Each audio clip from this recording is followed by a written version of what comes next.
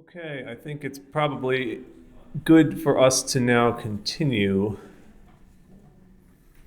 We do still have a decent amount of material to go through in the second part of today's lesson. And of course, it'd be good to introduce the exercise as well. But yeah, as far as continuing, well, step number one is that you should make sure that you're in the right notebook. So there's this processing data with pandas notebook that is in the same lecture 5 or lesson 5 notebook folder. So please open that one up. And we're going to continue with doing a little bit more with pandas. So we've learned a few things so far about how to open and read data files, how to get some basic information about what's in the data file, and things like that. We'll continue with that kind of thing now here in the next part of the lesson.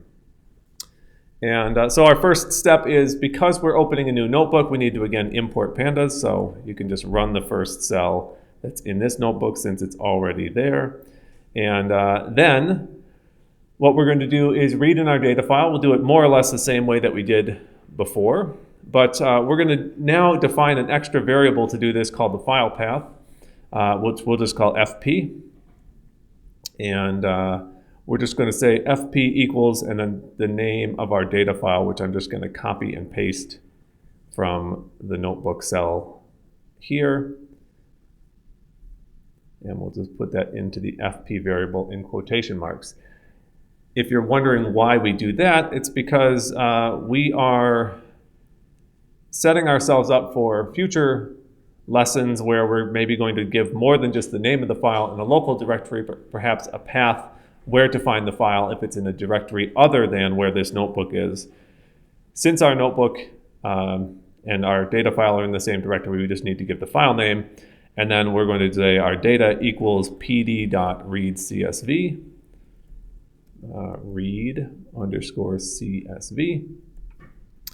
Now, instead of putting the file name in like we did before, we can just put our variable fp.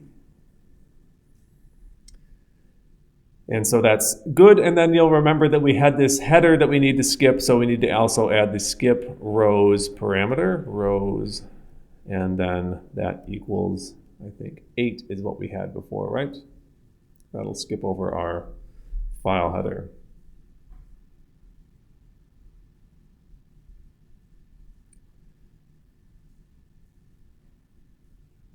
So if all goes well, you can run this cell with the file path, or fp equals the kumpula June 2016 with metadata.text, and then data equals pd.readcsv fp, comma, skip rows equals 8. And as always, we should check and see what our data look like, so we can do a quick data.head here. And if you do that, you should see that our data start on the 1st of June. So since this year mota column is 4 characters for the year, 2 for the month, 2 for the day, that's June 1st, 2016. And everything looks more or less like it did before. So we're on the right track. There is a note here about the file paths. So as mentioned, it's going to be the case that we will have other things, including this week's exercise, where you'll be working with data files that are not in the same directory as your notebook, and you will then want to define a file path. FP is a very common short abbreviation for file path that's used when doing this. And what's shown in the example here is what's called an absolute file path, which gives the location of this file relative to the root directory of the cloud computer that we're using. So if you haven't seen something like this before, it might be worthwhile to read through here. But in this case, you can see, for instance, that here is the My Work folder where you're working, then Notebooks, L5, and then the file that we're loading here. This other stuff here is basically the location of the home directory of the cloud computer user that is just a default thing that's defined in the CSC notebook system. So anyway, we'll come back to that with the exercise for this week. But our next task is to do some basic calculations here, and we can start by adding in a new column. And so we can make a new column in a data frame by just giving the name of what we want to call that column. So in this case, it's DIFF For diff, we're going to use this to store temperature differences. So you can say data diff equals, and we're just going to say it's equal to 0.0. So we'll just fill it in to start with zeros. Then down here at the bottom, you can just type in data.head again, head, to then fill in the column and then show us what our data frame looks like. And if you run this, you'll see now that we had our 4 columns before. Now we have a 5th, and it's called diff, and all the values that you can see here are 0. So it looks like this worked so far. So this is kind of like adding a new column to an Excel sheet. We're just filling in a new column called diff that's full of zeros for the moment. We could calculate something and fill it in directly that way as well, but we're just going to go one step at a time. If you check the data type for our new column, you can remember that we do this with our data and then square brackets, the name of the column. So diff.dtypes. So you can use this to see all of the data types, or you can take a specific column and see what its data type is.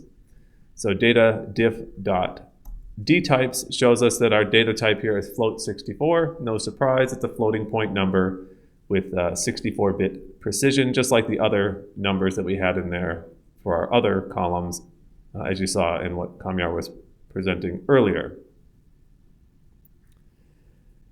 Now, let's actually do a calculation here. So our diff column, what we want to do with this is just figure out how much or how different was the maximum and minimum temperature for each one of the days in our data set.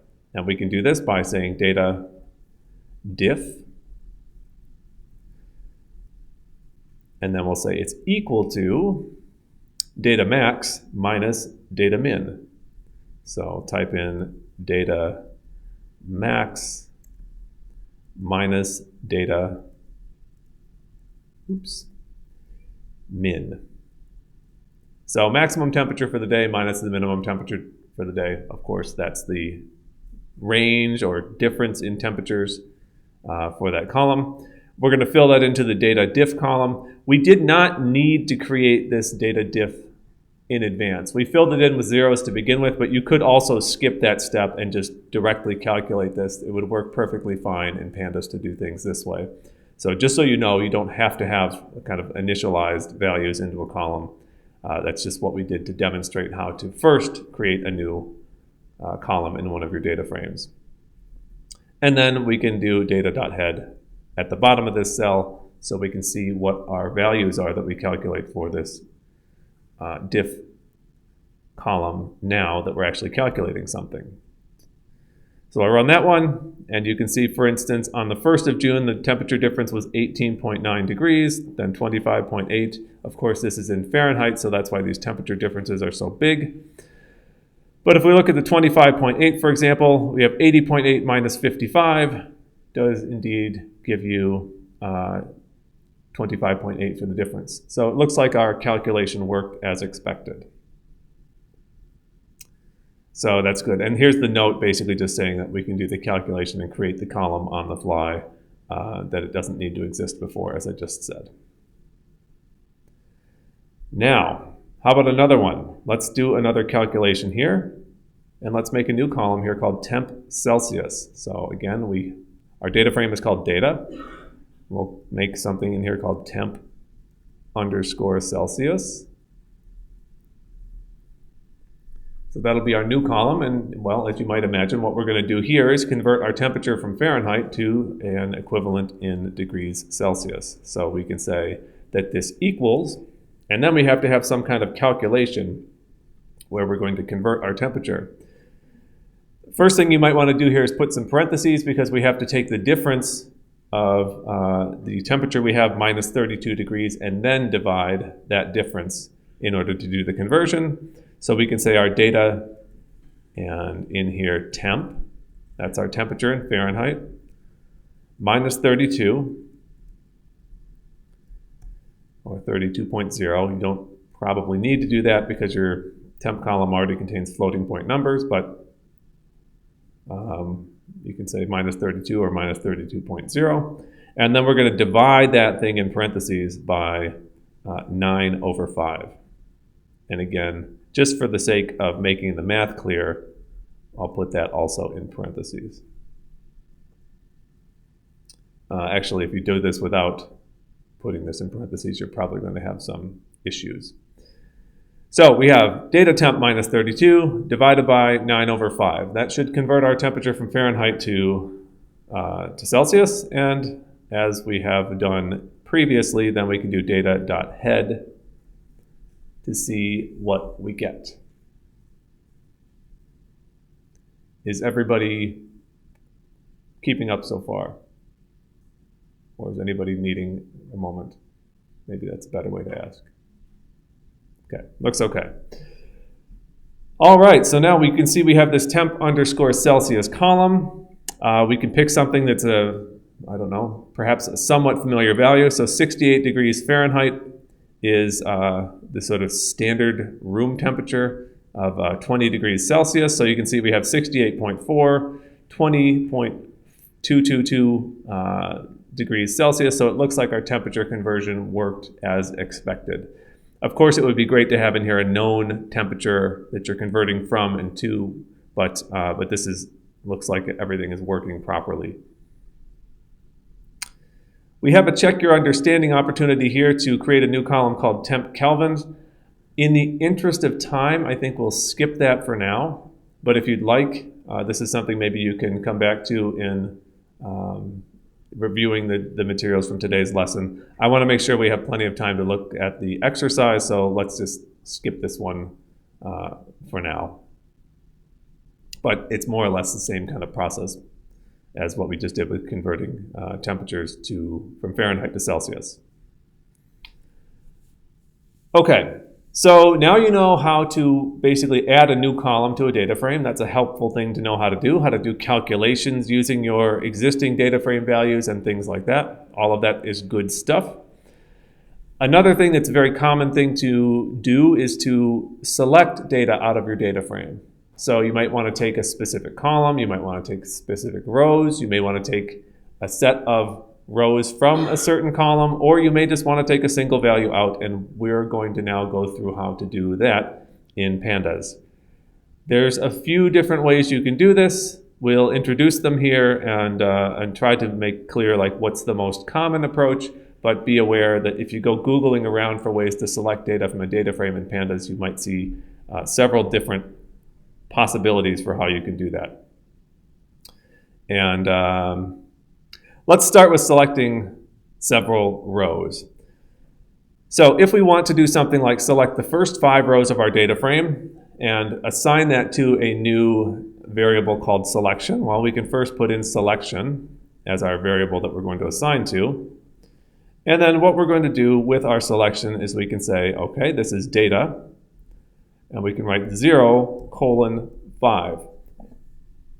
So this is going to select the data from our data frame, starting at row 0 and going up to, but not including row 5.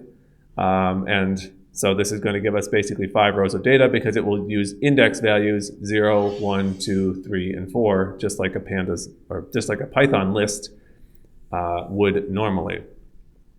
The notation here, 0:5, basically is just showing that that's the range that we want to go from 0 and then up to, but not including 5. It's very much like how the indexing works for the range function that we saw back when we learned lists. So we get that, but let me add one more thing here that we can put in our selection dot head, or actually the whole thing will just show we don't need to do dot head because we only have 5 rows. So I'll just type selection underneath here, and what you should see is that you have the first 5 rows out of our data frame, so June 1st to June 5th. So this kind of selection, there's 2 things to note here. One is this is basically what's referred to as index slicing. So when you list a set of rows like this, where you have an index value and you list a range, that is what's called index slicing, and in this way, that's the kind of quick way that you can select values from a data frame. You could actually do exactly the same thing in a Python list. If you want to do index slicing with Python list, the syntax is identical. and that's why we introduced this one first. But yeah, basically your starting index, your stop index, but again, like the range function, you don't include that last one. So we don't see the index number 5 shown here. Okay, let's select the same or similar thing with another selection. And this time we will use a different, more pandas-like approach. So again, we can make a variable here called selection. We'll just overwrite what we had before. And then this time we're going to do data.loc. So data.loc. And then in square brackets, we're going to put in the values that we want. And in this case, we're going to select things for the first rows 0 through 5. So we can put 0:5 like we did before. And then let's just take a single column out of here. So let's only take our temp values this time. So it will be similar to what we did before, but we're only going to take a single column. And this .loc, it's a pandas method. So it's something that's intrinsic and built into pandas data frames. And it's you can find the documentation if you want to see more about it at the link that's in the notebook here. But when you run this one, and again, if I was paying attention, I would note that we need to also then type in selection underneath there to get it to show us the output of what we just did.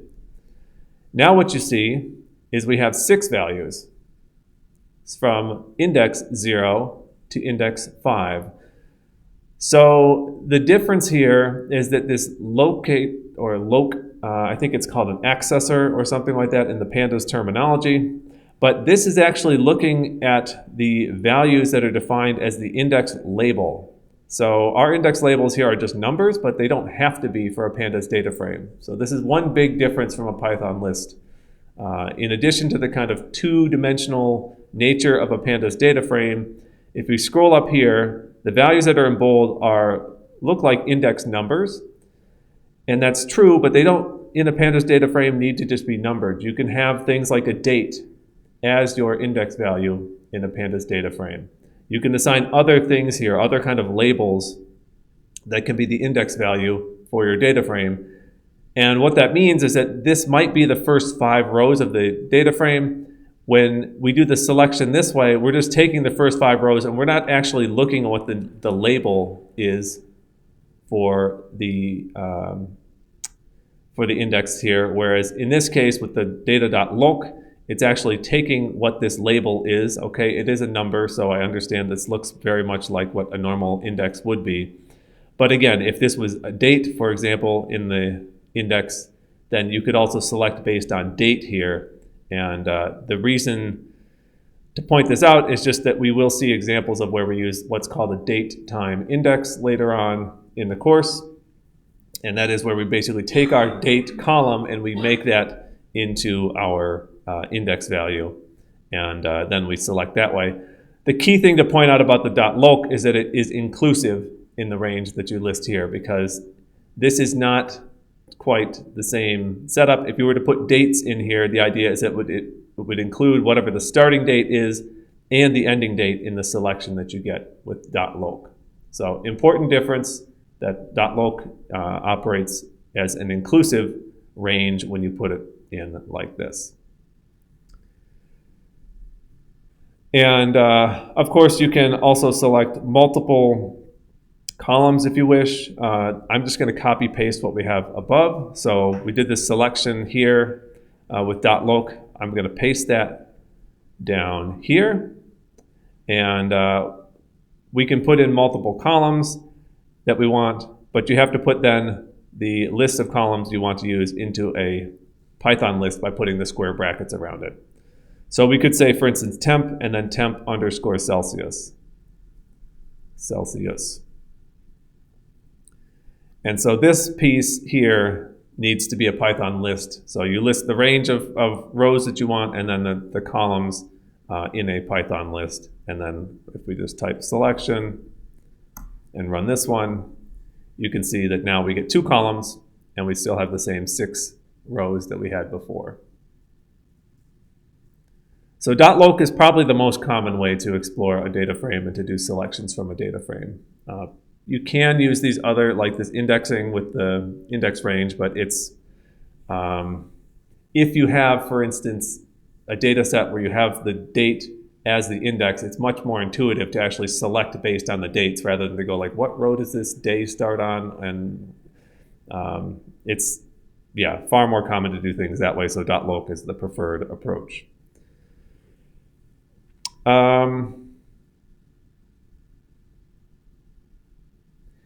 Yeah, why don't we do this one? This is a fun exercise. So let's take a moment. Your task here is to find the mean temperature in Celsius for the last 7 days of June. And I think we saw how to do the mean in the last part of the first lesson, or first half of today's lesson.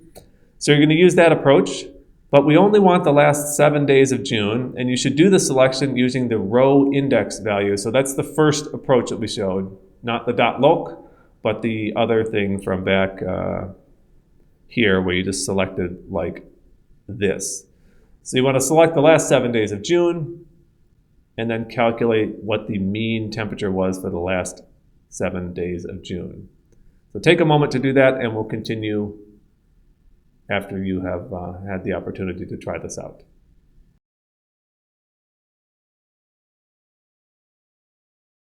Okay, so if you're still wanting to not see the solution, maybe, I don't know, don't look at the screen right now, but we'll show you the example for what was expected here. And basically, we wanted to do the approach that we weren't going to use the .loc, but instead just use our row index values for doing our selection in this case. So we want to maybe take our data frame, so data, and we have to do two things here. So one, we need to say what rows are we dealing with. We want the last 7 days of June, 30 days in June, and we want to make sure that we get our range from I guess in this case the 23rd of June to the 30th, or 24th of June to the 30th, I guess 24, 25, 26, 27, 28, 29, 30. So should we start from the 24th of June, which, since our indexing starts at 0, means we'll start from row 23. And we want to go up through row 30 because that's actually going to be not included, so that would end at 29. Then in here, we can list our column as temp underscore Celsius. That's the one that we want. And then finally, we need to calculate the mean, so we can do dot mean on the end of that. So we're stacking a bunch of things together here. Here's our selection of what rows we want. Here's the column that we want to deal with. And then the dot mean is going to basically just calculate the mean of that selection. You could break this out into several steps if you wanted to. You could select first the rows you want, then you could select from that the column you want, and then calculate the mean. But the point here is to show that you can kind of do it all at once as well. Okay, this didn't work. Yeah, I think it's not happy with the fact that I've listed the column name in here. I don't think if I put this in a Python list that it's going to fix my problem. It's not. So I think there's maybe a mistake on the course page because it shows a different solution than what was expected here. So let's do this in 2 steps then. Let's select our rows first. So we can take our data and make our selection, or let's say last 7 days equals data 23:30. And let's just then see what last 7 days looks like.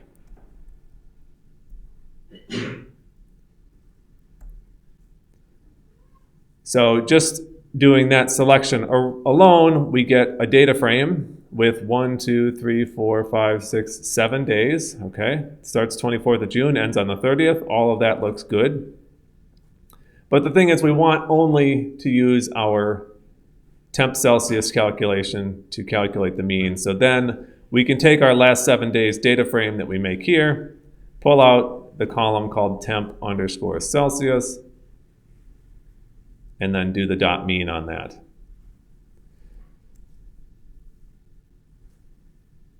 So yeah, if we did this with the .loc approach, we could do things slightly differently and this would work. But I think unless there's a more clever solution for this, I think we might have to do this in 2 steps to do things this way. I guess actually there is another way we could do this, but it's more clumsy for the notation.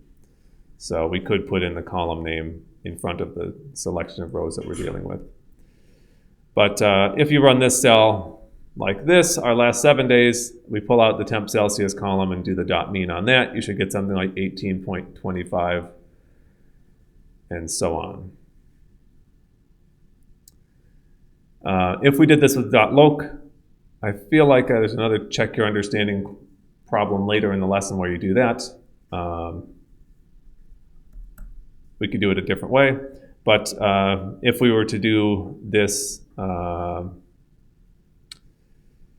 approach with .loc, we could basically take our data .loc and then do, in this case, 24:30, because it will be including the index values, or sorry, actually it should be still 23. But then this can be 29. And here, then we could list our column if we wanted to as temp Celsius.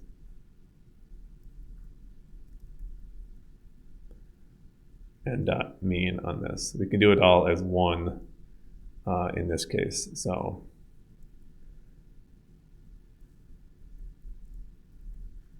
the row index approach would look like this. Row label approach would look like that. So one's using .loc, the other one isn't. And if we want to say, let's make this output 1 equals that, output 2 equals that, and then just for fun, print results. And we could do then print. You don't have to do this if you don't. I'm just messing around at this point. But with the row index approach, the mean value is, and let's do output 1:0.2f. We'll just round that to two digits, and then we'll copy this. And with the row label approach, the mean value is output 2. So sorry, I'm going a little bit fast, but again, this is just to show you that when you run this, you get the same results. So 2 different ways to do it. Sorry to kind of mess up the first demonstration, but basically you can do these operations in multiple ways with pandas. Do you have any questions about this?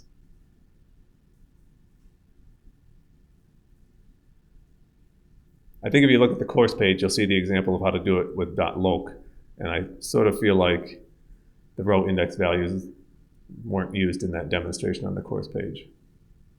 I think it was using the labels, but anyway. If there aren't any questions, let's continue. So with the .loc, it's also possible to select individual rows. So if we wanted to take the 5th row from our data frame, we could do that by selecting index number 4, which is easy enough to do because basically we can just take our row and say row equals data.loc, and then we put inside the square brackets a number 4. So that's going to give us just a single row out of our data frame. In this case, it's going to be the 5th value because it's using index number 4. And if you run this, then what you see when you get your output for what's in row is you get year, month, day, temp, max, min, diff, etc. for the 5th row of our data frame. So if we wanted to check this, the temperature is 51.4 degrees on, this should be the 5th of June. We can scroll up to the last place that we see that. So here's the 5th of June, and that's 51.4 degrees. So that looks like we got the right values that we were expecting to see. So yeah, if you put .loc and a single number there, it just gives you a single row rather than selecting a range of rows. So that's handy to know. And if you wanted to pull a single value out of there, you could then just take row and put in one of the column names there, like temp. And that will then give you back your temperature value from that row you've selected. So row here is just a variable that we've defined. You could call this something else if you wanted to. But of course, row is an intuitive name for a single row of data that you're working with. And then, yeah, you can just, like we saw before, when you select a single row from a data frame, it is also a pandas series. So like when we saw when we selected a single, and okay. And then when you select a single row, it's also considered a pandas series. Whether it's horizontal or vertical, it's a pandas series that you get out. And then you can then pull single values just like that. Finally, there's one other thing that's useful to know about how to do selections when you know exactly the row and column when you want to find your values, and that is to use the dataframe.at method instead of .loc. So you could say data.at, and then in here, give a row and a column that you're interested in finding. So we could take the first row and a column called temp. And with the data.at approach, we'll get a single value out of our data frame. So this is used when you want to get just, individual values, not any kind of rows, but .at will give you just a single value. I think it's in principle faster than doing this with .loc. I think you could do the same with .loc, but it's just unnecessary when you're selecting single values. So this is a faster way to do that computationally. So again, if we took row like index 4 instead of index 0, there's our 51.4 degrees temperature. So you don't necessarily need to select the row and then select the value out of that row, but you could do it with .at. If you haven't been buried in ways to select data from pandas yet, you can go ahead and explore what's on the course page, and that is yet another method you can use to select data from a pandas data frame. So there is also a .iloc approach, which uses index ranges, similar to how the .loc works, but it's used or more designed to take the row and column indices like you would have with a pandas or a Python list. So kind of like what we first looked at. But with .iloc, you can select things like ranges of rows and columns, whereas the first approach we used is really only for getting rows of data and all columns. We won't go through this one because it's not something that's used as much. There are some cases where it makes sense to use this approach, but it's here on the course page if you want to go through it. And I guess it's in this notebook too. The cells are filled in, so you can basically just run them to see how it works, but we won't go through that in this instance. So I think we have maybe 2 or 3 topics left in today's lesson.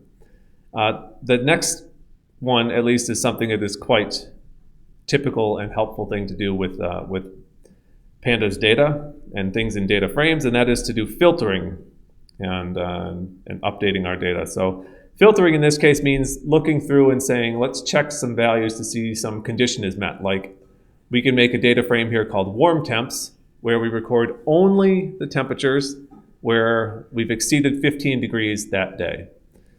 So if we make our new, we'll make our new data frame in just a second, but we can first just check a condition. So if we say data, and we look at the temp Celsius column, so temp _Celsius, we can do a condition that we say the temperature has to be greater than 15 degrees, or greater than 15. When you type this in, so we take a single column out of our data frame and we say, basically, is the temperature less than or greater than 15 degrees? And we run this. For every day the temperature was greater than 15 degrees Celsius, you'll get a true statement for that row. And for any row where it's not true, you get a false. What we're going to do is take advantage of this kind of idea to allow us to then select things out of our data frame based on one of these conditions. So this is kind of like what we were doing when we introduced conditional statements. And with conditional statements, you had these things like checking to see if values are equal or greater than, less than, whatever. But the difference here is that what we're going to do is then just pull out the values where this condition is met from our data frame. So let's do that here. So let's make a new data frame here called warm temps, warm temperatures. And we're going to now say it's going to be the data.loc, and we're going to list a condition that then has to be met. So within the square brackets for data.loc, we're going to say the condition is that data, and then I'll put in here temp underscore Celsius is greater than 15. So just to kind of break this out, make it a little bit easier to read, here's our condition that we had above. Data temp Celsius is greater than 15. If you scroll back up, you'll see that's exactly what we did above. And we're using then the data.loc accessor to give us only the columns where that condition is met. Only the columns where that's true. Or sorry, only the rows rather where that's true. So when we run this, okay, let's also make sure we display what we get out. So we can type in warm temps. But when we run this, we should expect to see only the rows where the temperature is greater than 15 degrees in the temp Celsius column. And sure enough, if you go looking through the temp Celsius column, everything we have here is greater than 15 degrees. So that looks like it worked as expected. And you can also see here now in our index column that there's gaps. So you remember the first 3 days of June we had true, and then we had a bunch of falses, and then we had some more trues. And that means that that's exactly what's happened here as we go from the 3rd of June to the 14th, because in that range of dates, the temperature wasn't greater than 15 degrees. And if you want to scroll back up, you can see, for instance, here, there's our 3 trues and then a bunch of falses, and we continue on after that. So that looks like it works. That allows us to then select things based on some condition, which is very helpful to do. It's often the case that you want to do this kind of operation. You check and see, is the date greater than some value or less than some value? Like if you want to pull out what month it is, you might say, okay, is the date less than the end of July, or sorry, less than the beginning of July and greater than the end of May? That would give you the month of June, for example. So that's a very common thing to do. For instance, to get the second half of June, you could say, is year MODA greater than 2016-06-15. So if we wanted to basically do the same thing we just did before, but now take both our condition that the temperature should be greater than 15 degrees and the date should be from the second half of June, we can do that with the same idea that we had just a moment ago. So let's take our warm temps now. Warm temps equals data.loc. So start with the same thing we had before. Put our square brackets. And now we're going to have 2 conditions. So one is that the temperature has to be greater than 15 degrees in the temp Celsius column. The other is that it has to be the second half of June. So let's type what we had before. And actually what I'm going to do is I'm going to put this in parentheses. I'm going to make parentheses for both of our conditions, and we'll fill this in here. And actually I'm going to go ahead and put this ampersand and sign in here now because we have to meet both conditions. We before, I think, had this, when we first met conditional statements, you could type in the word and to meet 2 conditions, or you could type in the word or to do something if either one of the conditions is true. When you have things like rows of data from a data frame, you need to use this ampersand to do what's called bitwise and or bitwise or.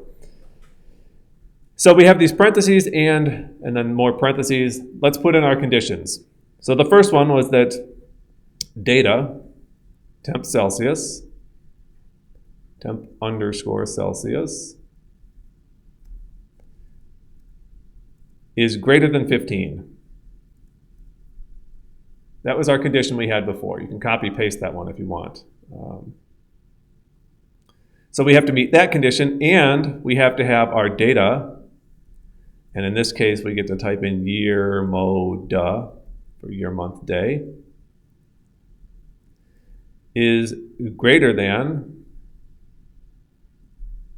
and I think we want to say greater than or equal to, because we want to include the 15th of June. The year, 2016, the month, 06, and the day, 15. So 2016, 0615. And that gives us our warm temps, and then after that we can type in warm underscore temps to see what we get. Everybody get the kind of idea of what we're doing here. Syntax is a little bit more complicated because we're putting our conditions in parentheses. Strictly speaking, I don't think you need to do this, but it often makes it much easier to read what you're doing if you put your conditions in parentheses, especially if you have long conditions that you need to meet. But if we run this, we now get output that looks similar to what we had before. So let's check first thing. Okay, are the temperatures greater than 15 degrees? Yes, they are. And are the dates greater than or equal to the 15th of June? Yes, they are. So it looks like we have now filtered our data with two conditions. And the key things to point out here are basically that we list one condition in parentheses and then a second condition in parentheses. And that we then use this ampersand here to do the bitwise and operation, which means basically it goes to each row and says for this row, is the condition that the temperature is greater than 15 met?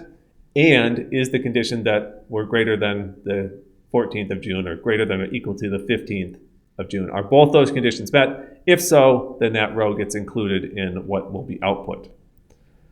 If we put in the OR operation, we could do something similar, but it would then include things if either one of the conditions is met.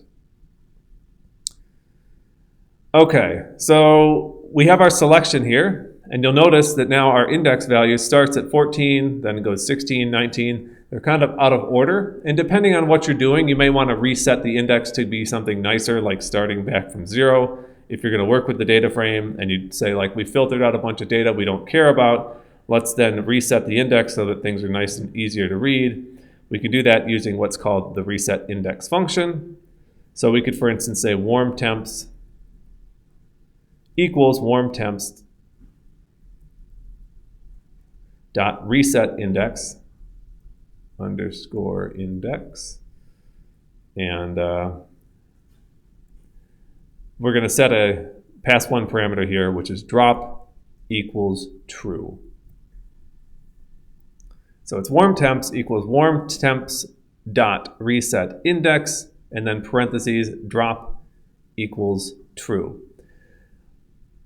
The default behavior for this reset index is that it would keep a column with the old index value in there, which, depending on what you're doing, if you're kind of going through this yourself, exploring your own data file, maybe you want to keep the old index values, but in our case, we're just going to get rid of them. And when you run this, okay, let's add in warm temps so we can see what we get out. But when you run this, you can see now the index value starts at 0 and goes up to 12. So we've kind of gotten rid of the old values that were in reference to the original data frame, and now we've reset them to something fresh.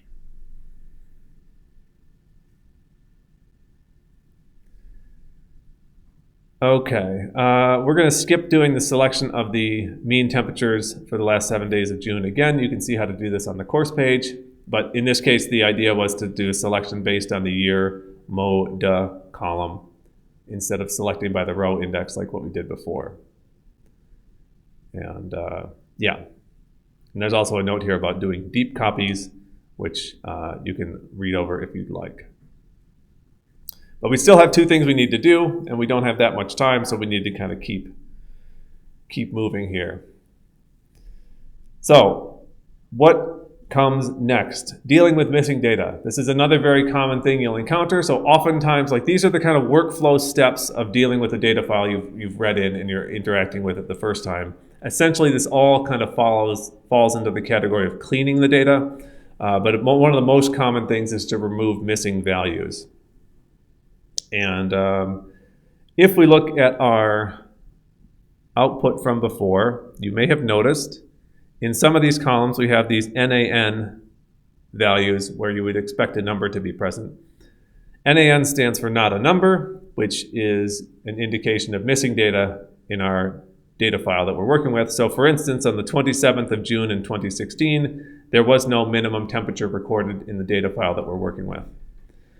This also means that when we tried to calculate the temperature difference, we got an NaN value back, because when you subtract from 70 NaN, the result from what Python will calculate is also not a number, because it doesn't know how to do the math of subtracting a non-number from a number.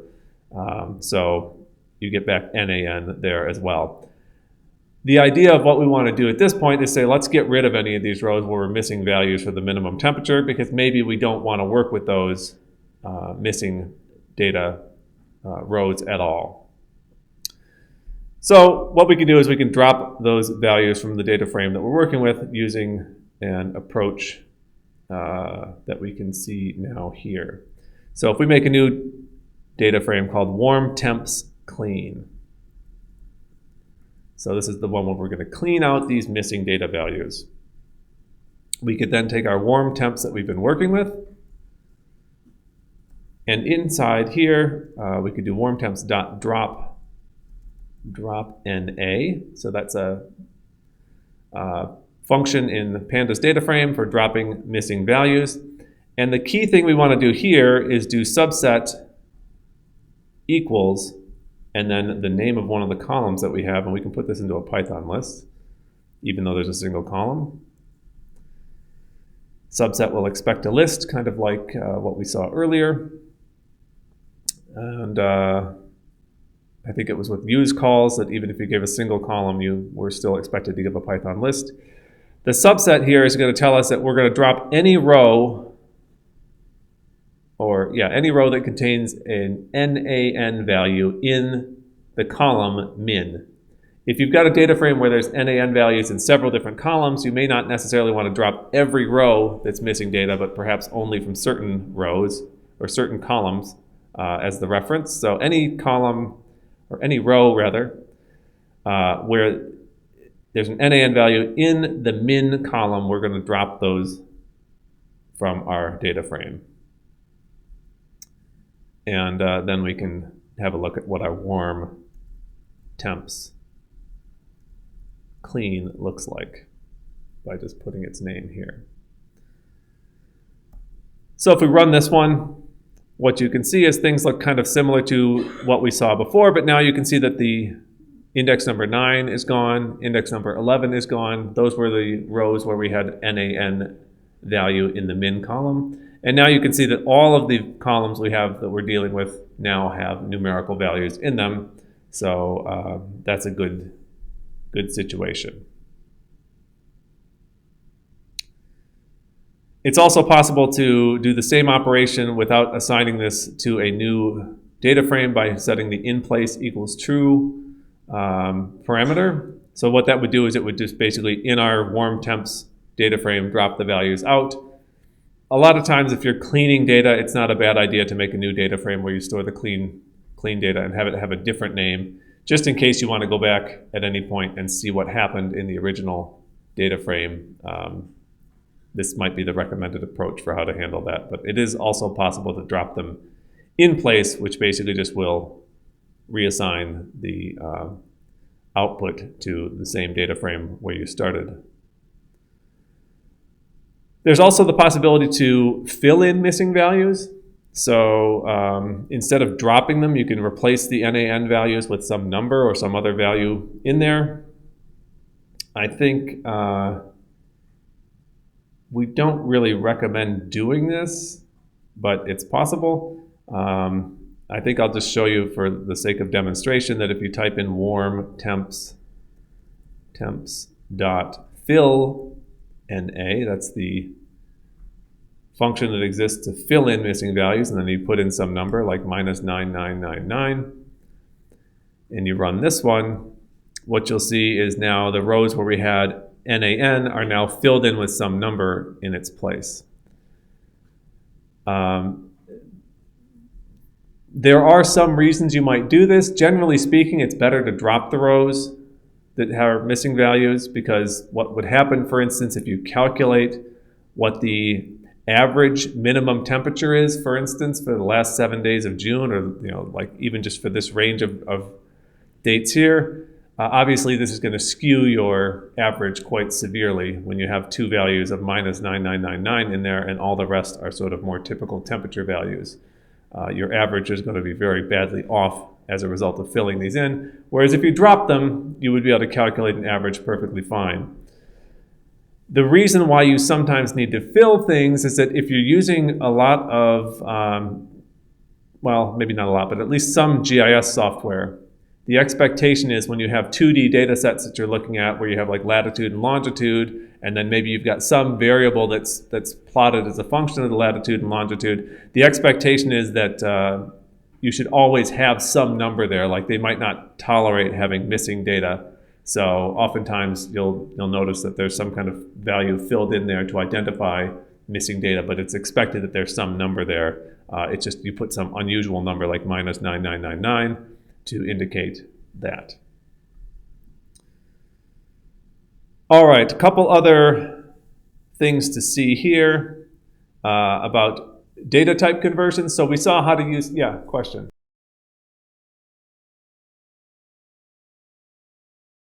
You mean like, why is this not calculated from the max minus the min? Yeah, it's basically because when you calculate the values that go into the column, it happens at this time when you did the calculation. So it's not like an Excel spreadsheet in the sense that like it references and will dynamically update things. It's only when you did that calculation. So like when we calculated what diff was at first, then we filled these values. And then if we modify like max or min, diff will keep the values that are there unless we rerun the calculation. So yeah, but yeah, good question. Yeah, are there any other questions at this point? Okay, I'm getting worried about time, so let's have a quick look at a couple other things. So data type conversions, you might remember that when we were trying to get numbers and character strings to work together, one of the early lessons we used this int or str functions to convert numbers to a character string. You can do the same thing in pandas with data frame, but using a different approach, and that is to do .asType. And what .asType will do is it will take data from one data type and present it as a different data type.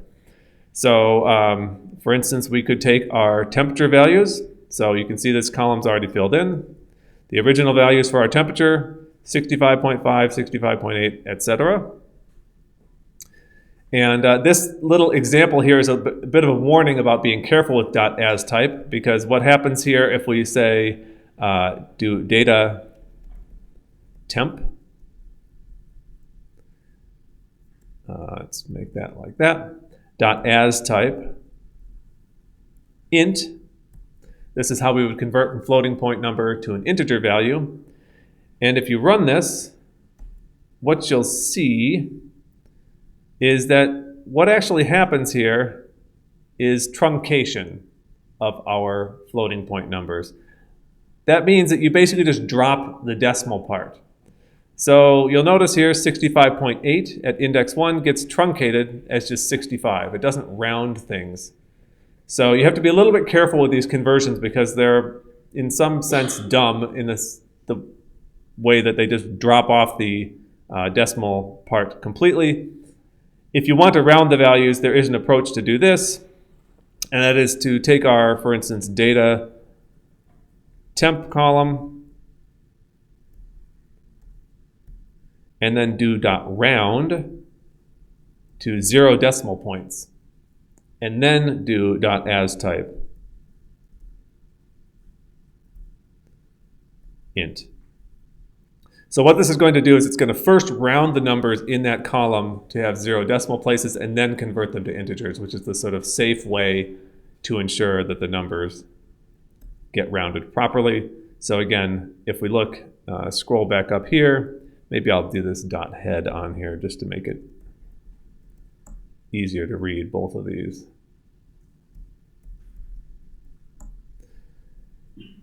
But yeah, initially we had 65.5, then 65.8, so that should round, of course, to 66. Then that should be 68. That should round up to 58. And you can see now that with this .round operation that we do first, then we round our numbers properly, and we still get back that their data type is integer. So that's the safe way to do the conversion.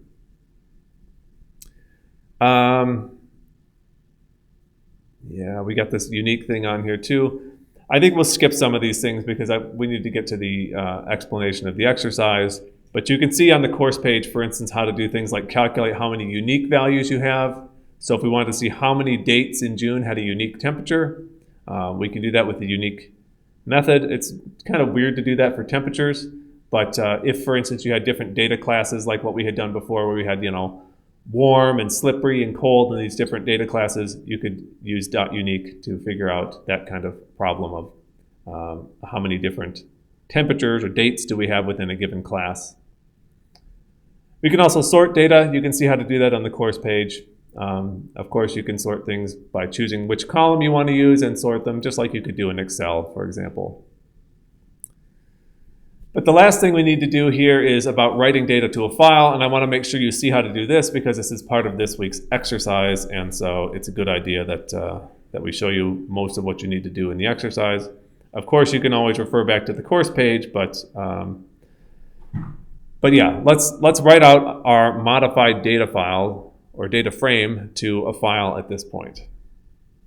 So let's start this in 2 steps. We'll do an output FP, so output file path, and we'll give it a name. And we're told the name to use right here, so I'm just going to copy paste this one. So Kumpula temp results June 2016. Just put this in quotation marks. That's the name of the file we're going to create.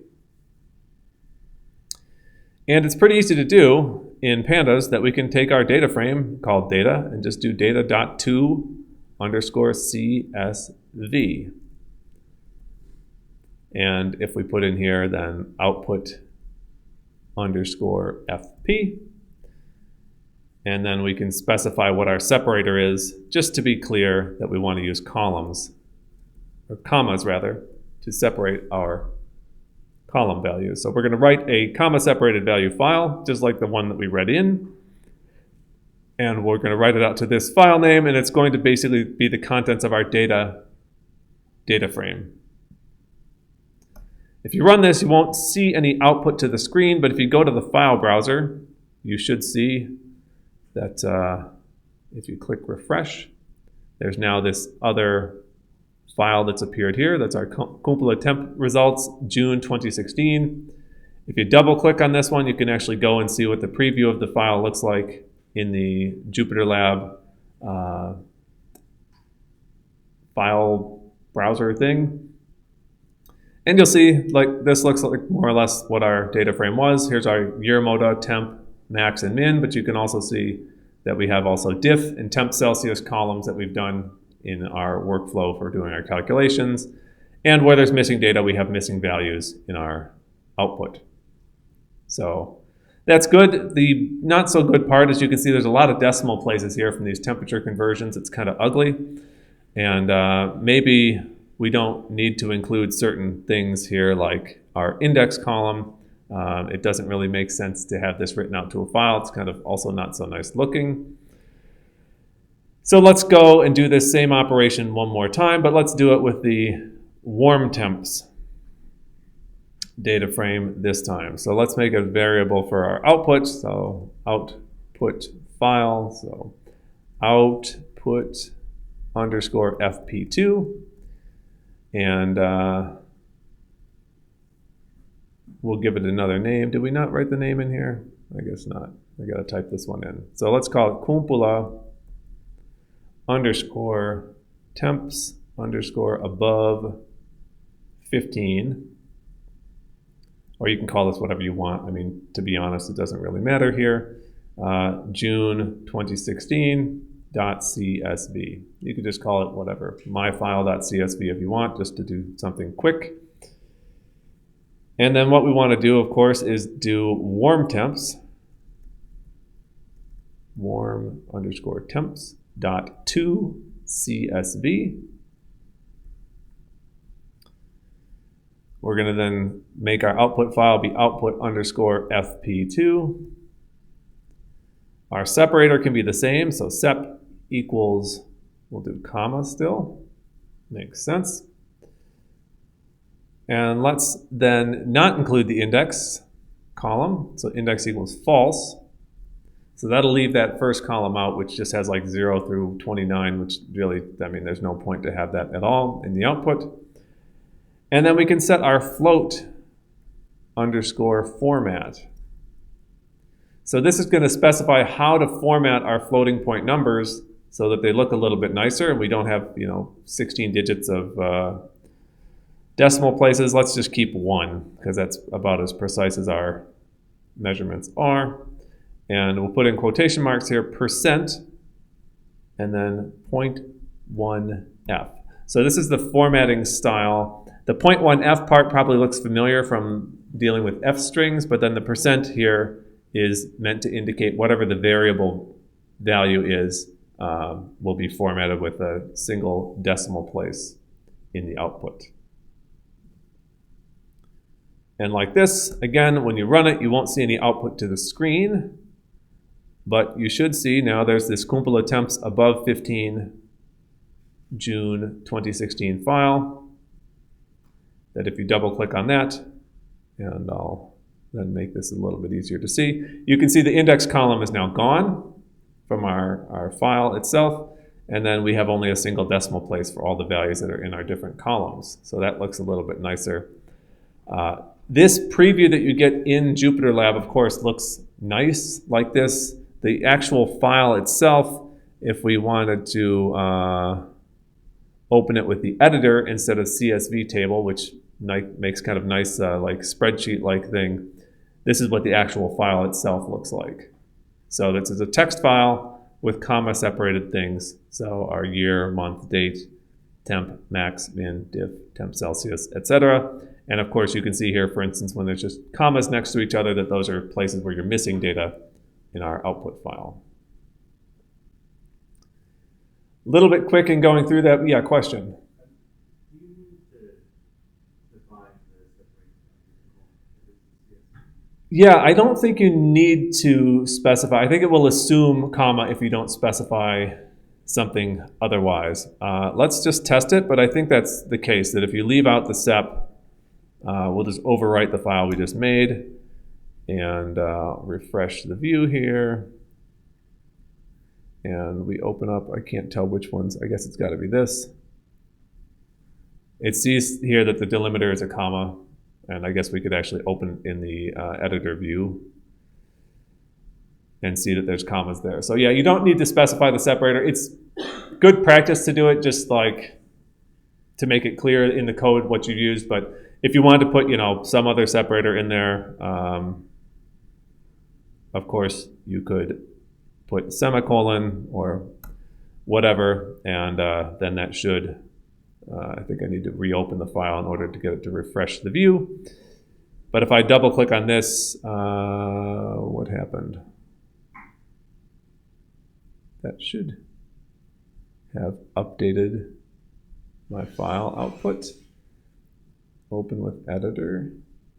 Yeah, now we have semicolon separated values. So yeah, it's more just, I think, like, I don't know. Typically when you write the output, you just include the separator, even if it's going to be a comma, just to be clear. But that it's strictly speaking not needed. Any other questions about this? How many of you feel confident that you're ready to launch into using pandas? Okay, at least some. So it's not a bad idea to have a look through the lesson once again on the course page, just to kind of review what we talked about. There's a lot of information that comes at you in getting introduced to pandas, so I understand like not everything is going to stick, but I think if you read through the material on the course page, perhaps after class at some point later today or tomorrow, it would be a good thing before you have a look at the exercise, just because you'll be using this stuff in the exercise, and if you haven't looked at it at all, or if it's not familiar, it's going to be a bit more challenging. But with that in mind, let's have a quick look at the exercise for this week, just to give you a preview of what's expected. So as you might expect, we're dealing with pandas this week in our exercise, and the input data we're dealing with is also temperature data, so similar to what we've been working with in today's lesson. However, the data file that we are using is one that is not modified in any way from the database from which it was pulled. It looks like this, and you can see there's some nasty things in here, like these stars that you need to deal with where you have missing data. And so we give you some hints about how to deal with that in the exercise, but the data file we're working with is pretty much as it comes from the data source, and it's a little bit messier. You can also notice that here we have this lovely column for the date that is now year, mo, da, her, whatever. So year, month, day, hour, minute, because we have observations that are no longer at the daily level, but actually at the level of multiple observations per hour. So you can see here, for instance, this would have been right on the hour, 20 minutes past the hour, and 50 minutes past the hour, in this case on the 1st of May of 2017. So we're dealing with a little bit more complicated data file, and you can find some information on the README for the exercise about that. Then we have our 4 problems we're working with, and I really hope the previews render properly. So the first one's going to be reading in the data file and just doing some basic exploration, basic statistics of the data. So you read the data file in, and then you've got this challenge when dealing with this to identify how to read the data file in and identify these missing data values. You should basically just add this parameter when you use the read CSV file that will automatically convert those columns with the stars in it to be NA values. So read the data file in, then how many rows, what are the column names, what kind of data types do we have? That type of stuff is what you do to get started, just exploring the data file. And then what's the mean temperature, what's the standard deviation, how many unique stations exist. So you will want to take a look at the lesson about this unique function that we didn't get a chance to demonstrate today. That's more or less it for problem 1, kind of read the data file and explore. Then for problem number 2, let's just do it like this. Problem 2, we kind of build on what we were doing in problem number 1. So read the data file in the same way that you did before. You can actually copy paste your code from problem 1 here for the first part. Then we want to select a subset of columns, so we only want to deal with certain columns from this point forward, and we'll put those into a data frame called selected. And then your next step is to remove all the rows from selected that have a NA value in the temp column. So we saw how to do that, but basically cleaning the data like we did earlier. Then you'll convert the temperatures from Fahrenheit to Celsius. This should hopefully look familiar with this little equation that we've seen several times now. And round the values in Celsius to have 0 decimal places, and then convert those values to integers. So this is just kind of getting some practice with using the round function, with using the as type function.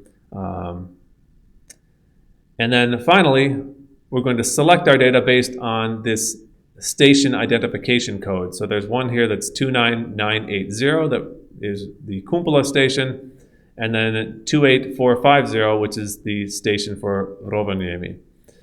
So you'll select those two into separate data frames, and then write those data frames out to a file for each one of the stations. And you're given some tips for how to write the data file. And then lastly, we do a little bit of data analysis. So you're going to now read in the data files you just wrote out in the previous problem. So that's your first step here, is to read in your data files. Then you're going to do some calculations. So like, what's the median Celsius temperature over the whole period? I think you have 4 months of data you're working with. So what's the median temperature during those 4 months? And then we split things up and say, like, let's pick just the month of May and just the month of June, and do some calculations based on those months. So then you basically calculate some temperature values for those different months, and then answer a couple questions at the end about how different the temperatures are between the Kumpula neighborhood in Helsinki and Rovaniemi in Lapland. So that's more or less the exercise. There is a fourth problem here. It's optional, and it's something that's more open-ended. We're not really going to explain too much about it because this is a topic we'll tackle in next week's lesson. But if you want to, there's an optional problem here. The only thing I will note is that there is no opportunity for using ChatGPT or some kind of AI tool in this week's exercise. So I think maybe next week we'll try to put in another opportunity if you want to play around with using those kind of things. But for this week, you shouldn't be using ChatGPT or Google Bard or any of these kind of AI type of tools for the exercise. We did manage to finish before 12, which I think is good, although I realize I've been talking for quite a while. And yeah, there's a question. Yeah. So, yeah, good point. Yeah, about the navigators and drivers. Working with your partner this week is optional. If you choose between you and your partner that you'd like to work alone, I think the only thing we ask is that you let the course assistant who's responsible for grading your exercises know that you'll be working independently, and then they'll update our little spreadsheet where we keep track of the drivers. So you're free to do that. Just talk with your partner. If you want to keep working with your partner, that's absolutely okay. But if you're going to work on your own, we just need to know that we should add like everyone's exercise to the list of the exercises we should grade so that we don't accidentally skip over like the navigator or whoever was supposed to be the navigator this week's exercise. So just send your course assistant a message, for instance, in Discord, and let them know if you and your partner are going to work independently. Otherwise, you know, you're still most welcome to continue working in a pair if you prefer that. But yeah, thank you for asking. I completely forgot to mention that. Any other questions or comments? Okay, so we'll continue more stuff with pandas next week, and go to the exercise help sessions if you need to. We'll see you in a week.